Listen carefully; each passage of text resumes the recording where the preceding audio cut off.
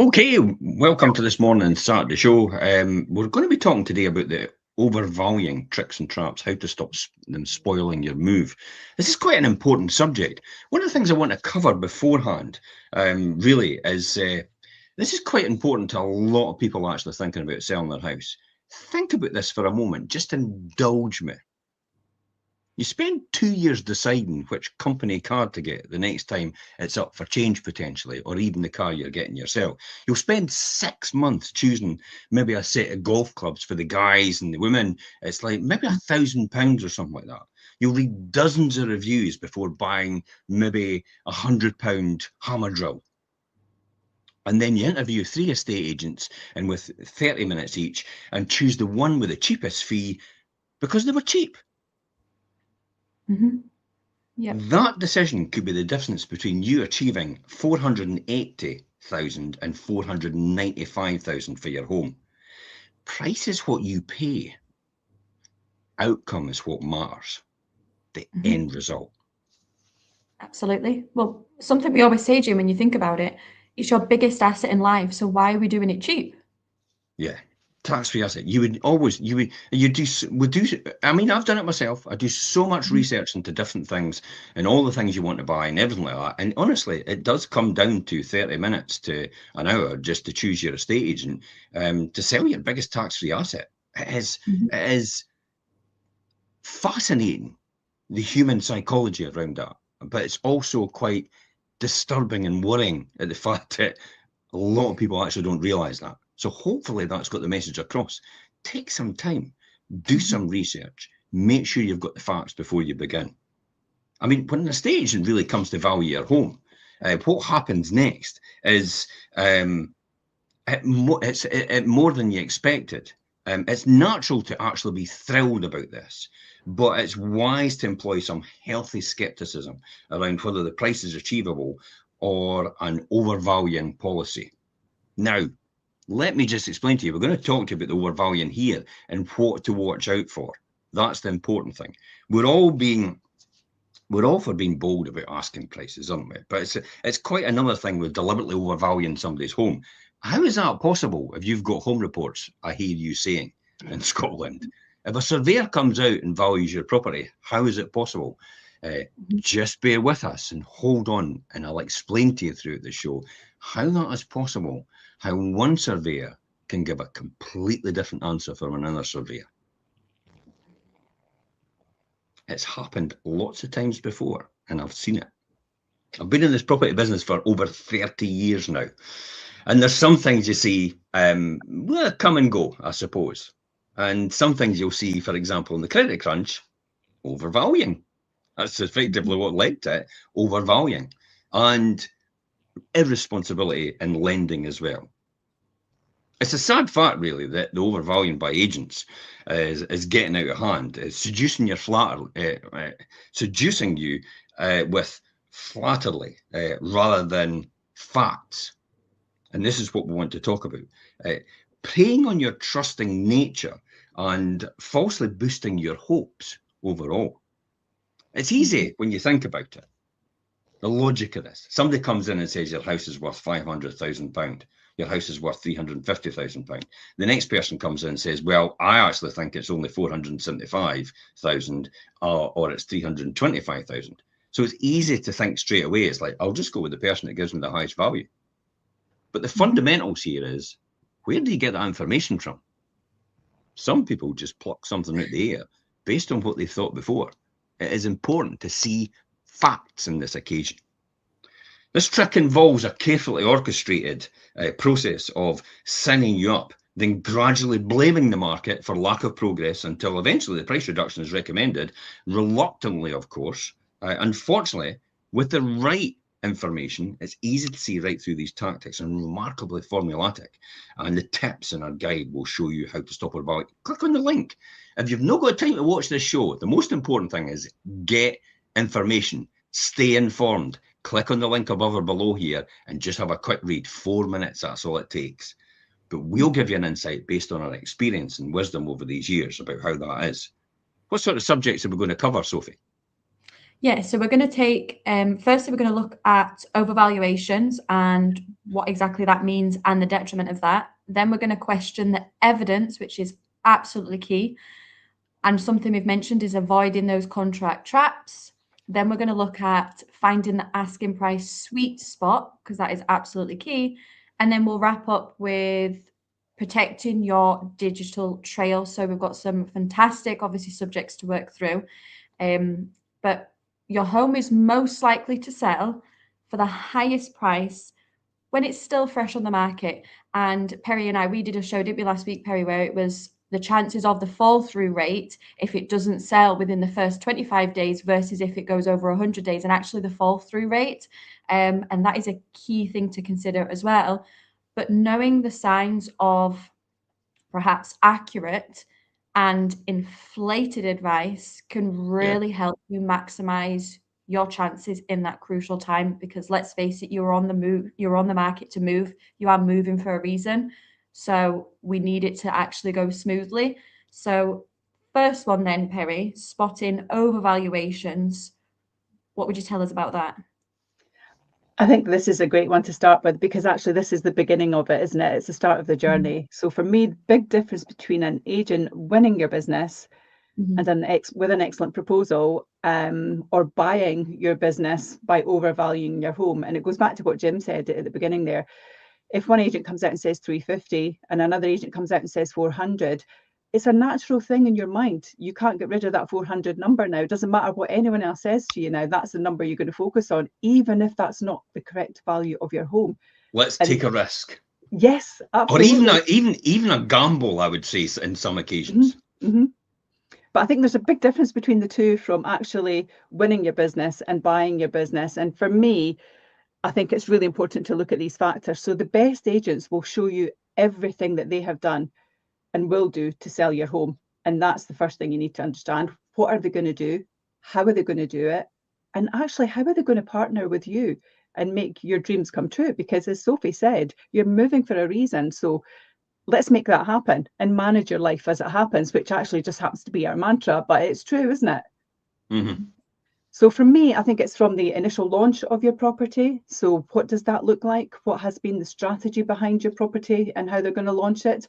And that's not just price, but it's everything else associated with that as well. So it's your whole marketing strategy, from your video work, your photography, your description. How do they actually engage your audience? How do they target the buyers that are currently on their books, if your home's the ideal thing that the current buyers are looking for? And it's really about you understanding how that works, because at the end of the day, you want to get that strategy that really starts the momentum at the beginning, because that first week and 2 weeks, we would say, are really where your house is more active, because it's new and everyone can see it, or at least they can if you've got the right strategy. But people who are buying, they look at the dates of when things are launched, and it becomes exciting when they see something that's new to market. So it's really important that you're actually making sure your property stands out from everyone else. So for me, absolutely, the strategy and the momentum at the beginning is a really strong thing. I think as well, you want to understand what kind of guarantees they're giving you, your agent, in regards to the service standard. So what can you expect? How are they going to communicate with you? And how are they going to work with you? And that's really Why would vital. a guaranteed service standard actually influence things? Why would it be important, Perry? For me, it's important because actually that is how they're going to communicate and work with you. And I think for me, it's about a commitment that that agent has made to get you to your end goal. So it absolutely is something that you need to have clarity at the beginning on. If you don't understand, firstly, how they're going to communicate, how they're going to work with you, how they're going to market the property, how frequently they'll be in touch with you, how proactive are they going to be with potential buyers, how are they going to negotiate for you? You really need to understand all those things, don't you? How much are they going to keep in touch with your buyers? Yeah. If they're Absolutely. not actually doing that with you, then what do you think they're doing with your buyers? Exactly. And if you've not got someone that's going to be a strong negotiator, then they're not going to get the best outcome for you from that buyer. So for me, that's absolutely paramount. So you really do need to understand what their actual commitment to you is. Or are they actually just going to be an agent that once they've bought your business and they've put the board up, they're just going to sit and keep their fingers crossed and hope that you'll sell your home? That doesn't help you as a seller, does it? So for me, that's paramount. The other thing to look out for as well is that an overvaluing agent will spend very little time committing to anything, because at the end of the day, they've got the listing. They're not really motivated to sell the property. They just want the board up. They will focus instead on promising a queue of waiting buyers. They will maybe oddly insist on a lengthy contract. So, you know, they might stipulate that actually you need to commit to us for 6 months, 4 months, whatever. If you hear things like that, my alarm bells would absolutely be going off, because in my mind, that's not someone that's motivated to actually deliver a good service to you and get your property sold as quickly as you can. I could sell your house in a month, but you're going to be committed to a 3-month contract with me. Yes. It's like, wait a minute, but if you're going to sell my house in a month, why would I need to be committed to 3 months? And that's exactly it. So for me, the alarm bells absolutely would be going off there, because I'd be thinking, well, why would I need a 4-month contract, a 5-month contract if you're going to sell my house, like you've told me, in a couple of weeks? So why would that matter? So you absolutely do. That's a big red flag for me. Another factor as well for me is the presence or lack of comparable evidence. So that example I gave earlier is if one agent is valuing it to 350 and another is valuing it at 400. What have they shown you to actually confirm that that value is 400? Yeah. Where did that number come from? Or is it, as you said, Jim, earlier on, that they just plucked it out of the air and come up with a figure? Because actually, that really doesn't fill you with confidence. If someone came into my home and did that, I'd be like, hang on, where did that come from? I would be expecting even the most seasoned estate agents and the most the agents that have been in this market or been selling property for maybe 20, 30 years to still come up with comparable evidence at a valuation, and not just actually take their word for it. They think off the top of their head it could be 250,000, it could be 150,000, it could be 300, 400, 500,000. I think actually, okay, let's see the evidence to back that up then. Where do you come to that conclusion? Exactly. And really, for me, accurate valuations generally, and we do that as a trio, we all do this.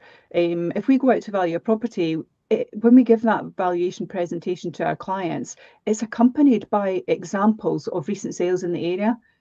So it's not just about showing you the recent sales, it's about saying, okay, yes, this sold, but actually, what did it sell over the home report? That's the difference. Because ultimately you want to get as much as you can for your property. Of course you do. The chances are you're upsizing, but you might be downsizing to help your family. And so actually every penny that you can bring into that pot is really important for you, isn't it? So that's then a really good one for somebody to go on and look at the house prices sold. So look at the house prices sold on the land register. You can, Zoopla provides it, Rightmove provide it. Your estate agent can provide it as well. But also look at the original listing about what it was on it. And that'll give you a really good idea about how much they've achieved over the asking price, if that's the benchmark you want to do. Because at the end of the day, like what I said at the beginning, it's the outcome that matters. It's not. I mean, the fee is important. But in actual surveys that we've, not we have done, but the industry has done over the years, the fee comes third in a list of, ideal requirements in an agent. Absolutely. The fee is third. And I would have thought, surely that would be first. But there's method in the madness. When you think about it, it's exactly what you say. It's who's there at the back of this, what's happening in the background, or are you just putting on Rightmove and hoping for the best? Absolutely. And it really is vital for you as a seller to really challenge on that. I've recently been out to a property where I've done a valuation, and a different agent valued the property actually less than mine. And I couldn't understand this. So my question to the seller was, well, what evidence did they give you? And they said, well, nothing. They didn't present anything to me. They just told me that in words. And I've had it where it's been overvalued and I've been given the same response. And for me as a seller, it's your biggest asset that you have. It's really vital that you get the right outcome. So to not have complete confidence and have that demonstration to give you the clarity, for me, is really it's a wrong beginning. And this is really the foundation of where the journey starts. So if you haven't started the journey well, it doesn't fare well for the future, does it? So that inflated asking price in the beginning can waste your time and cost you money, and missing the opportunity of those probably valuable first weeks of the market as well. Absolutely. And let's be honest, actually, as a seller, when you market your home, it's a really stressful time, isn't it? because you've maybe taken months to reach that point to decide to actually sell the property, and then suddenly it maybe isn't going the way that you planned. How many times do we hear, oh, the house will sell itself? And actually the reality is it needs much, there needs a lot more than that. If you're, we've talked about this loads and loads of times about the house will sell itself. All right, okay. Then why have you got an agent then? Just do nothing and the house will just sell itself. Leave the house to do it. It'll grow a pair of arms and legs and start walking and start telling people all about its house. You know, it's a fallacy. But then the more important thing is when we drill down to this evidence and we start drilling down to this. Sophie, why on earth would we question the evidence? Well, as we've said, we're moving for a reason. So we need to make sure that we are working with a number that is actually going to be realistic. And this is a key here, and Perry's touched on it. It's not about overvaluing it. We also don't want to undervalue it. It's about getting that price point just right for that particular area, for that particular property, given current market conditions. And there's a reliable way to judge the credibility of an estate agent's valuation. And it's just to ask for the evidence, as Perry's just said. And don't be afraid to question your estate agent. And again, this is a show that we've done before about interview your estate agent, ask the questions. Don't be afraid. It is your biggest asset. So what data do they have? Because good agents should go out of their way to show you how their advice is going to benefit you and serve your interests. And a great example I had was in Glenrothes. Went out to a client. For starters, they'd had 6 valuations done, and everybody was around the same bar one estate agent, and they'd gone 20 grand over for an area that really does have a ceiling price. They'd gone 20,000 over. So I just said to the client, okay, how did they demonstrate that? And the client literally said, oh, they just pointed in that direction and said one sold over that way for 20 grand over. And I said, all right, okay. I says, are we not taking into account your 2 neighbours that have sold? Because that's what's obviously the valuation is going to take into account. Also the surveyor, because this is your postcode, they've taken into account these that have sold for this. No, they've just pointed over in that direction and said that one sold for that price. So that's what value they've given me. I said, all right, okay. Lo and behold, they've gone for the agent that was 20,000 over. The property is still sitting on the market and it's not moved. That's no surprise. I mean, you should really ask for details of homes that have sold in the last 6 months then, shouldn't you? Oh, absolutely. Absolutely. And not just kind of finger in the air, pointing in a random direction and hoping for the best. Because that is the facts and the figures, and you can't argue that. This is absolutely the most relevant information for buyers and also for mortgage lenders as well. Mortgage lenders, because if you don't get that valued up at the right amount, or it doesn't come to the right amount, then the mortgage lender will question it, and potentially any buyer will be knocked back for a mortgage on the property, or they will be told by their lender. And I've seen it in the past. In this market, it's kind of a bit different, but in other markets, I've seen it in the past where the mortgage lender is going, no, we actually think it's £20,000 less. We've had a couple of valuers out. We've had our in-house look at it as well. And guess what? We're not actually giving you the full amount. So you're going to have to find 20 grand extra if you want to buy that house, because we're not financing it.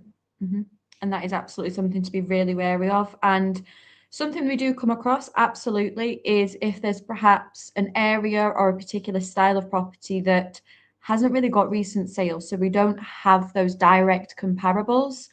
And again, that's really where a experienced agent will then look at perhaps other factors to take into account. So is there perhaps an EPC that shows the floor area for the property that then they can work out price per square foot as an average for that location? Is there perhaps, yes, it's maybe not in that particular location, but a similar build of a property, perhaps it's done by a same developer and we know it's going to be to the same standard and the same plot size? Is there something we can look at in that extent? Also, is the estate agent perhaps not just done a stab in the dark, but have they done their real due diligence and perhaps gone to a surveyor beforehand and spoke with them and said, look, this is X, Y, and Z about the property. What do we predict or think a ballpark's going to be? I'm going to go out, see the standard, and then obviously we can work on a number that way, not just walking in saying, oh, there's not really any comparables, not really too sure. Let's just go with this. And this is sometimes the areas like, for example, Arncroch, Abercrombie, Peat Inn. and all these different places, all the wee villages that you very rarely get anything selling, because literally some of the villages consist of a street that you drive through, that's it. So there's only about 5 or 6 houses, and one will turn over every 2 years. So it's quite actually challenging when it's out in the countryside like that to get that valuation. So you're absolutely right, you know, you're spot on. It is price per square foot, price per square metre, based on the floor space as well, and comparables just a wee bit further in, because the average price, but then you've got the uniqueness as well. Sometimes a property is stone built, maybe 200 years old, and the nearest comparables are more modern. So it's coming up with a conclusion about, for example, well, I know where that one is, it's similar to this, but it's in an area where maybe the price appreciation or the uplift is either more or less based on the land value. We all know, and here's the classic example of that, is I can take a 2-bedroom ex-local authority in St Andrews at £250,000 a flat, but yet I put the same flat in Leaving and it's 80 grand, 80 to 100. So there's a differential there straight away, but yet it's the exact same size, it's the exact same flat, but it's a lot to do with the location. So that can be factored in as well when you come to the valuation. What other things have we got to think about then? I think for me as well, if an agent uses similar homes that have been sitting on the market. Something to be really careful of as well is if... On you go, Sophie. Absolutely. And it's looking at, for example, if, yes, they have brought the evidence, and yes, they can say, well, this is how I've got to this number, this is how I've got to this number. But if they can't then demonstrate the sold prices, because actually, in fact, it's still sitting on the market, then that is something to be careful as well. And actually, the comparables that they're showing you, are they still on the market? But actually, is that number as well that's shown on the list in the original starting price point, is that actually the home report value? Was perhaps that property already been reduced?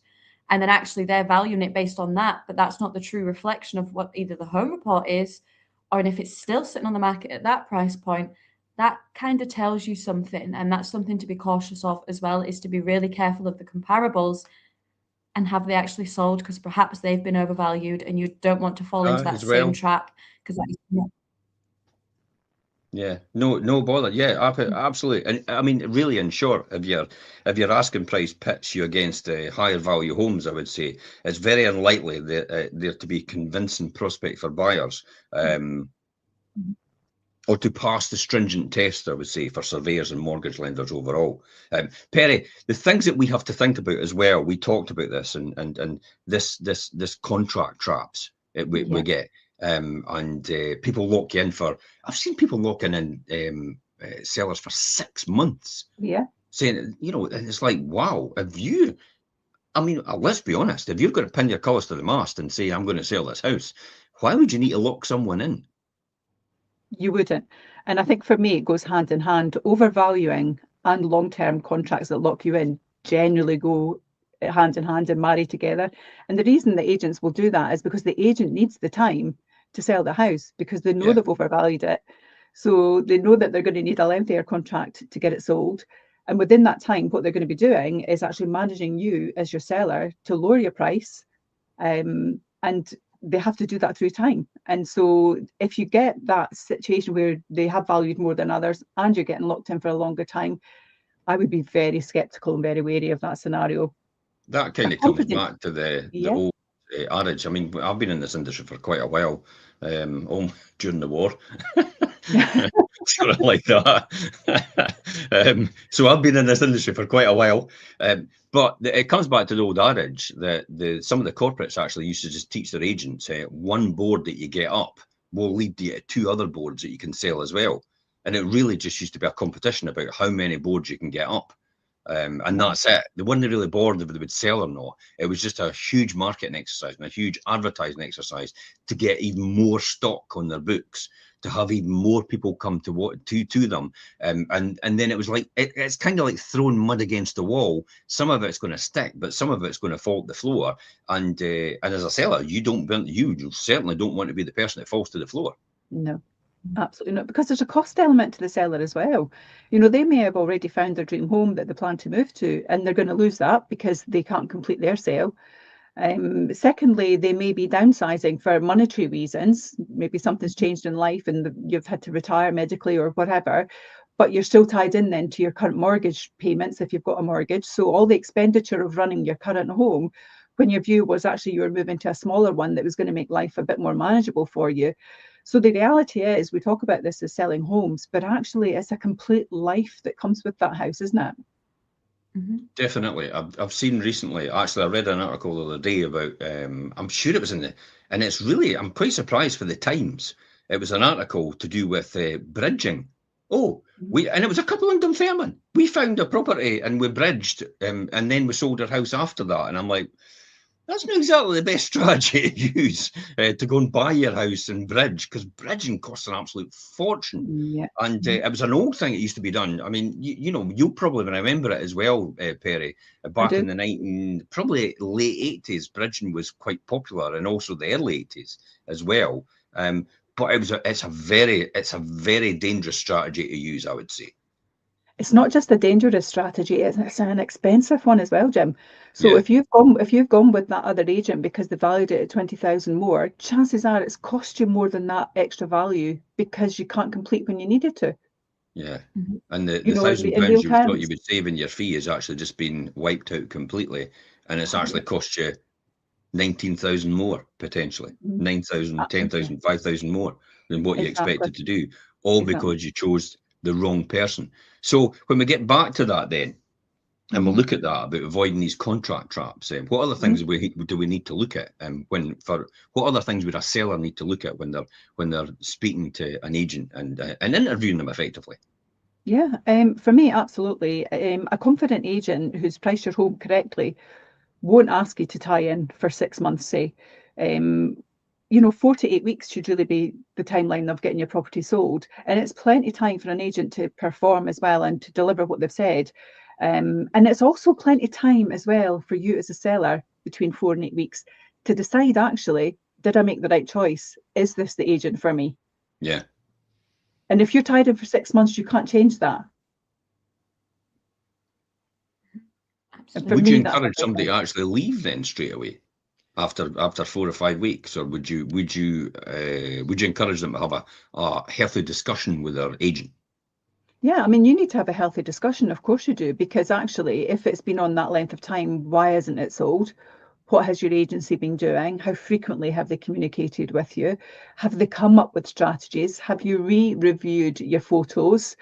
Did you maybe reach for the moon with your price, and maybe you need to align that in the first 2 weeks because it hasn't, you know, sometimes we will do that as a strategy. You say, well, let's aim high, and if it doesn't deliver, then let's revamp it in 2 weeks' time. So there absolutely are ways to go around that. But if you get to a point after, you know, 2 or 3 months and you think, actually, this isn't going anywhere, and the reality is maybe you as the seller, you took a bit of a punt on that agent, and maybe that wasn't really your first choice, but you went because the number sounded good. Maybe it's time to have that conversation with your second choice, because we've done that, haven't we? Where people have done that with other agencies, and then they've come to us, and then after 3 months with another agent, they haven't sold, and then they'll come and list it with us, and with all the strategy and the proactivity that we put in place, they've sold it within 2 weeks. So it's just about having that conversation. It's quite interesting when you actually use the word take a punt with the agent just to see how they got on, and effectively a punt is a gamble. I see it as you're actually doing serious damage. It's like the people who share their photographs. They've taken on their phone on social media to say that my house is going in the market. Here's the photographs. You know, some of them are good at taking photographs. Some of them are not good at taking photographs. And I'm thinking, you're just doing a whole lot of damage to people who potentially could actually be seriously interested in your property, because then they see what you've taken and how you've presented it and how you've marketed it, which is effectively not that great, and it's gone. Their enthusiasm for it's gone. So when it does come on, potentially they will just miss it and bypass it completely. Why would you actually get an estate agent to sell your property if you're trying to sell it before they come along? It doesn't make sense at all. Yeah, it's like saying, I tell you what, I'll have a shot at doing heart surgery first before I get my valves changed by the proper surgeon, isn't it? I wouldn't recommend it. But that's what we're saying. That's what I'm saying, really. If you It's look a at it in risk. that context, it's I'll have a wee go at the heart surgery first and just see if I can fix it, and then if I can't, then I'll leave it to the surgeon to do. Because you never know, I might have a go. I'll look up ChatGPT and see if it helps me. Risky business when it's your biggest asset, isn't it? It's your life, effectively, in that Definitely. Definitely. But I think getting back to, I think the other thing you need to look at as well for me is if an agent is insisting on a lengthy contract, again, it's not the end of things for you. You can be proactive when you're questioning them, and you can actually put some things in place. You know, you could ask them potentially for a break clause based on maybe, say, the number of viewings that you've had in your first month. That'll rub them up the wrong way. Yeah. Like what? Sorry, you'd want to change it. It's like I could just hear somebody. I could just hear some of them going, feel really uncomfortable about that. Yeah, but if they've said that they can do a certain thing for you and they can deliver and get your house sold in that first month, why would they be nervous? They're only going to be nervous if they know that they haven't really committed to you the way that they should. Yeah, and hence the reason that's why I say most often when I'm sitting with people, it's like if you find at the end of this transaction that it didn't go according to how we discussed, based on the factors that I had promised I would deliver, then yeah, we'll have a different conversation about your fee. Yeah, and I'm happy to do that every single time. It's kind of like the boy that bought what is it, Remington? He bought I liked the shaver so much I bought the company. Yeah. Years ago. That's that sort of thing. You know, pin your colours to the mast. If you're going to sit and say to people that you're going to do this and you're going to do that and you're going to do that, you better damn well do it. Absolutely, you better deliver. And I think for me, the third thing on this one, where you're kind of in the contract trap as well, is it's absolutely vital that you check that there are no hidden withdrawal costs. That's something that actually people don't necessarily always consider. And at the end of the day, if you do decide to withdraw from that agent and go elsewhere, there may actually be some termination fees that you need to pay. So you need to understand that and really be sure and confident that you're willing to enter that type of agreement. You should always be free to switch to an agent if the results you were promised fail to materialize. This is why it's so important then to manage people's expectations when you're sitting with them. And you're, you know, because it's easy as a salesperson, because we are salespeople at the end of the day, to get carried away and make huge amounts of promises and then fail to deliver on them. It's so easy to say that without actually realizing you've actually done it. So I could understand straight away, but you're absolutely right. You should always be free to switch agents if the results we promised them fail to materialize. So it's maybe important then, I would say, for sellers, my advice for them would be get something in writing before you start. I know you've got the contract, and they'll go, yeah, but you've got the contract. It's like, no, but just put down on an email what you actually said to me in the very beginning. In other words, pin your colours to the mast. I want to see it. And writing. I don't want you to sit and tell me that and then say later on, it's like, well, I never said that to you. I think that's key, actually, because I think the key thing to remember here as well was that contract traps are designed to bind you to that agent, no matter how disappointed you are or become. And that's really key. And the longer you're asked to sign up, for me, that should really be a big red flag on what you decide to do next. Yeah. So the next steps after that, then, Sophie, for for find the asking price that really gets that sweet spot. I mean, what should we be doing with the asking price? How should we? Should we be looking for in an agent when they set the asking price? Where is that sweet spot? Absolutely, and I think a key thing here, and it's for again any experienced estate agent, when we're saying about the sweet spot, it's also the sweet spot for that particular area and the pricing, because we need to take into account, especially for example, now if you were putting a property live and we were pricing it within St Andrews, for example, your pricing strategy and how you market that needs to be different to perhaps an area where it is obviously turning over and it's really holding its own, like obviously Leavenmouth, Perry, for example. It's about a sweet spot, and it's not just for that particular property, but it's also for the area as well, and how we're actually going to be able to generate that excitement and also stimulate competition, because finding that sweet spot, as we say, is really the difference between attracting multiple motivated buyers or perhaps none and just sitting on the market and not doing anything, basically. And then So, potentially you have to start the realigning down and taking the price point down and down and down. so potentially a seller then should watch out for sweeping statements and generalizations, especially it's like right across Fife, and it's like, okay, but I'm in St Andrews. It's a unique thing. I'm in East Neuk. I'm in Cooper. I'm in Leavenmouth. I'm in Glenrothes. I'm in Leven. I'm in Kirkcaldy. I'm in Dunfermline, and they have a different degree of time to sell. I mean, it's longer to sell in St Andrews because of the higher price point, as Yep. it is quicker on the west coast in Dunfermline to sell of all, and it goes from quicker across to central Fife, which is Leven and Cooper, and then across to East Neuk and St Andrews, because the east coast is a higher price point in comparison. So you have fewer buyers, but you'll probably have people that are more likely to conclude, I would say, as well out there. But it is important that you understand the regional intricacies of all the different dynamics it involves in that pricing.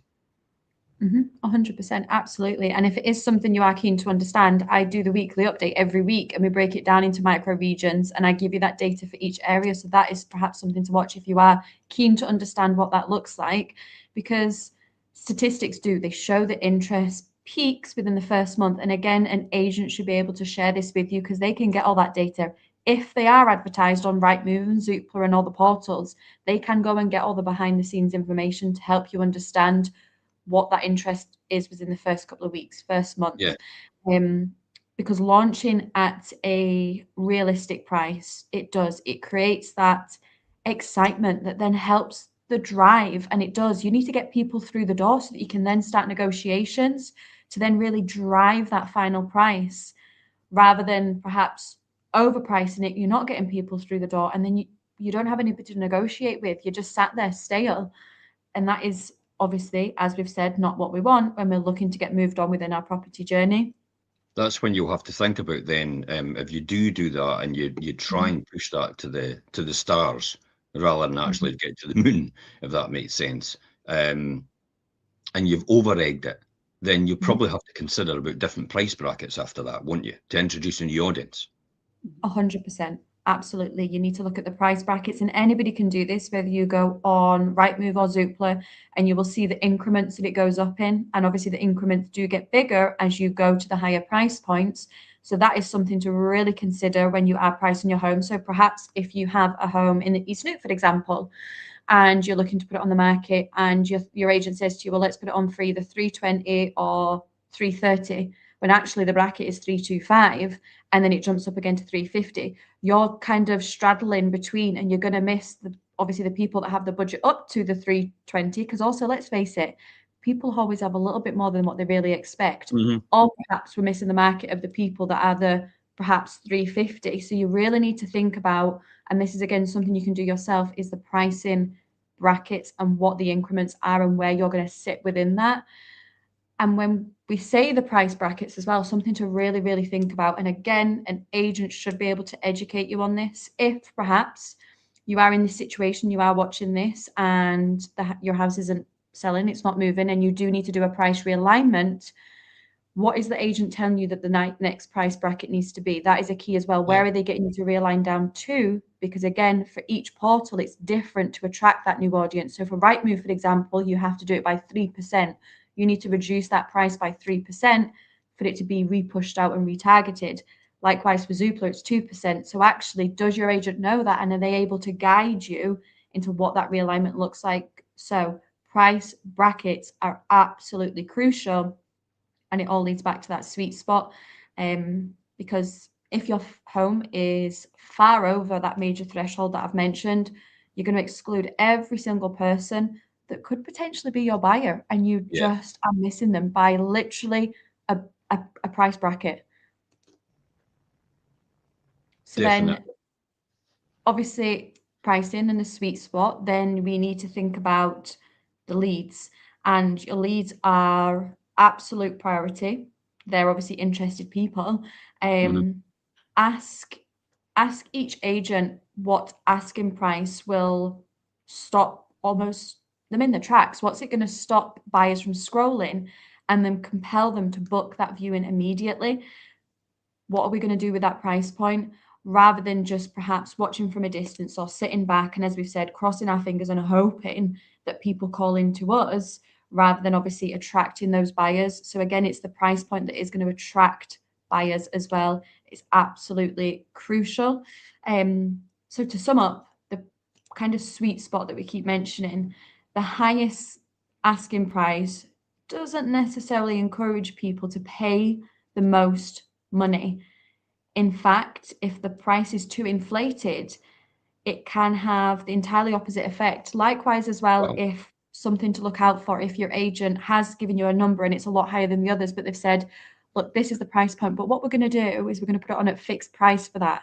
That should be a red flag in itself as well, because yes, they're saying this is the highest price point, but they're entering the market at fixed price. So that could also tell you something, because we should... Every single property, most people know I'm an investor and a buyer, and I have been for over 30 years.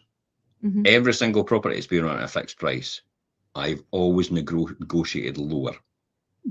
So that's what a fixed price does for you. It tells people straight away that that's the price that you're after, but you'll probably accept lower. Every single time. It's a very negative message. Fixed price. Absolutely. So that is fixed something. Price was only really necessary. A fixed price was only ever necessary, and I would say the credit crunch, when people needed a bit of certainty about what price they were expected to pay for a property, and we put them on at fixed price at that point. We changed the strategy, put them on at fixed price, and everybody went, yeah, okay, that's what I'm paying. That's fine with me. So we've discussed obviously the sweet spot. Then another topic that we mentioned was protecting your digital trail, and what does that actually look like? Yeah, I mean, the portals never get the price change, but buyers use browser extensions to track every movement. There is a browser extension that I use as well, and it tracks all the movements of a price as it's reduced. Some agents, there's one, it's renowned for this, and they have the price changed maybe about 20 times. It's mental. 20 times. They've got a real poor reputation for what they do. Nobody in Fife, by the way. It's based down south, but it's renowned for it, and everybody knows. And they've completely destroyed their reputation, because every single time on the forums, when it comes up on the investor forums about this company, no one has a good word to say about them. And every single Trustpilot response or anything like that has always been quite negative towards what they do. So protecting your digital trail is so important, because buyers will use price extensions to track the movements of the price, and everything you do leaves a permanent footprint overall. So keep that in mind if you're following this. So if you're tempted to try a high price in the first few weeks, remember that even a short-lived overvaluation will taint your home's digital history, as well as send buyers elsewhere. And I'll give you an example of that. What's the first thing you think about if you put something on at 100,000, then a couple of weeks later, all of a sudden it's at 90? Somebody actually thinks, as a buyer, there's something wrong. Why is that reduced £10,000 in 2 weeks? Either you're a distressed seller, in other words, happy days, I'm going to get a discount here as a buyer, or there's something wrong with the house that they've just found out. What is it? What's gone wrong? And it puts doubt in a buyer's mind, and therefore they might actually dismiss your property without even inquiring because of that. So be extremely careful about that. Definitely. It will send it.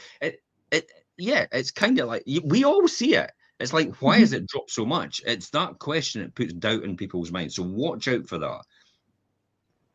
Here's what launching at the right price creates: a foundation of quality and of confidence, and it reaches the people most likely to buy homes like yours.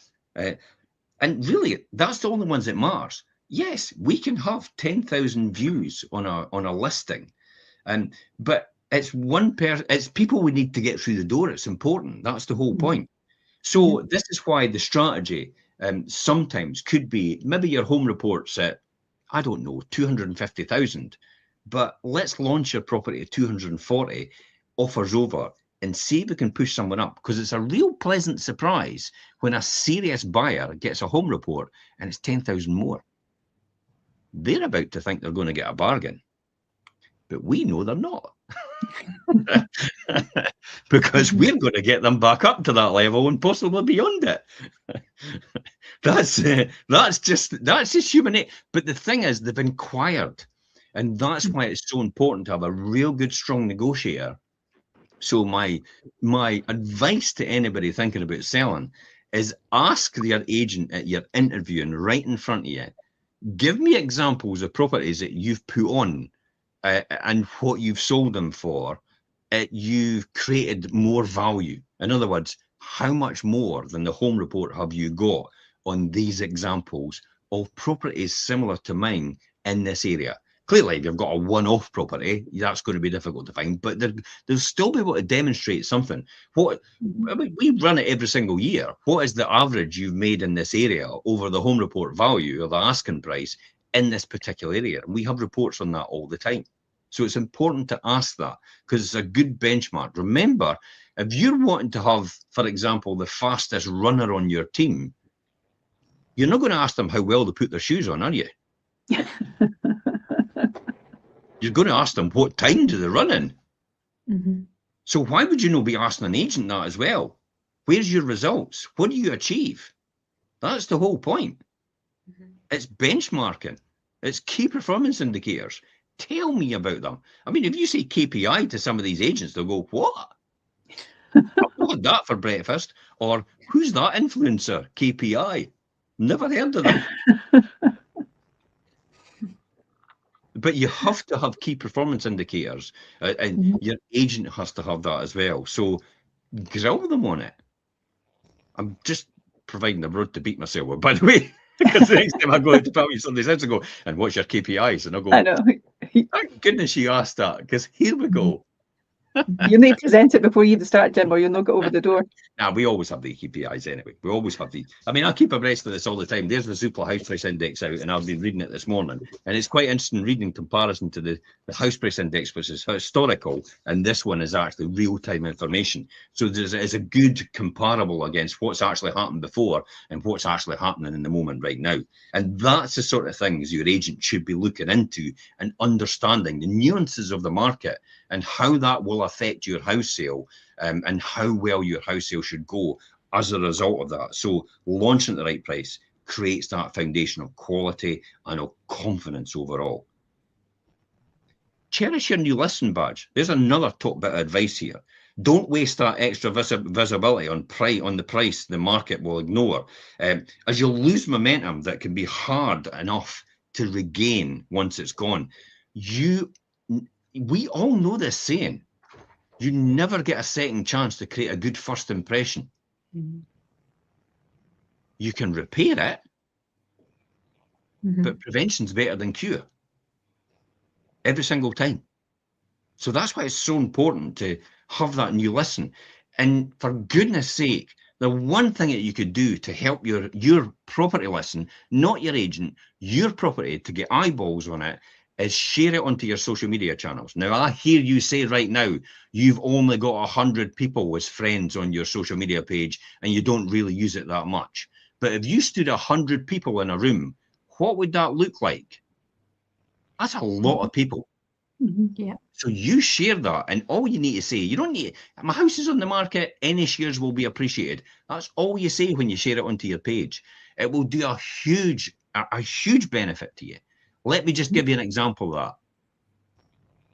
If you double that up for 31 days and one person shares to another person, and these two people share to another two people, and these two people share to another 4 people, and these 4 people share to another 8 people, and that goes on for 31 days, you've reached 11 million people in 31 days, just doubling up from 1.